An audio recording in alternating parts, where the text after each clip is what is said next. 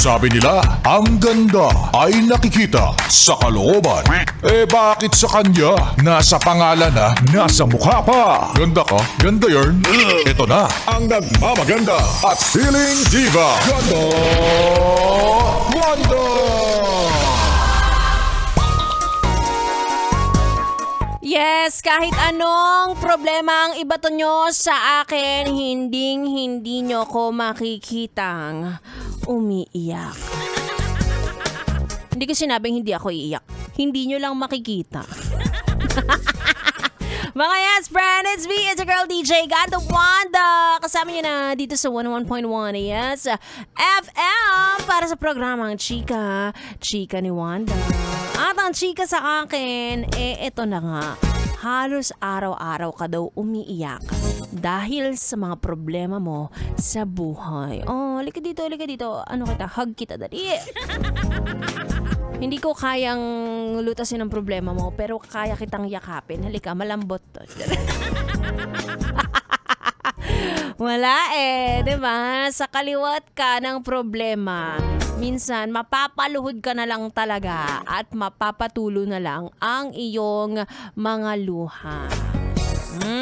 Pero sabi wag daw gawing hobby yung pag-iyak kasi sa totoo lang, wala rin naman siyang naitutulong, diba? Hindi rin naman nababawasan ang problema mo kapag umiyak ka or kapag nauna ka pang umiyak, diba? Hindi naman yung luha mo, bawat patak ng luha mo nagiging barya. So okay lang yon to express your emotions, pero hindi ibig sabihin ang pag-iyak ay masusolusyonan niya na yung problema mo. Hindi yon, hindi ganun. Kaya wag mong araw-arawin. Diba? Isipin mo maglalaan ka ng 30 minutes sa pag-iyak. Kung sana, nag-isip na lang muna tayo ng solusyon. Huwag ka mag-alala. Palagi itong tatandaan mo. Lahat ng problema ay may solusyon at may paraan. Diba? Medyo mahirap lang yung pera, gawa ng paraan.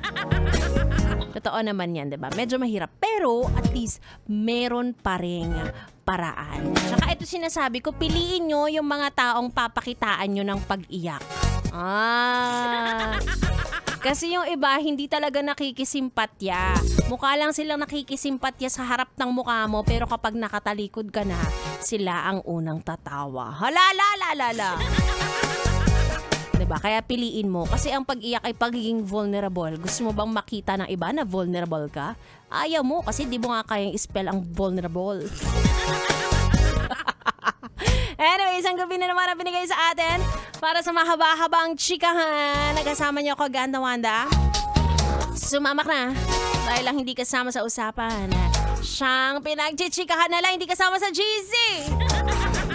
Tuloy-tuloy ang ating tugtugan. Dito lang sa 101.1 Yes FM Solid.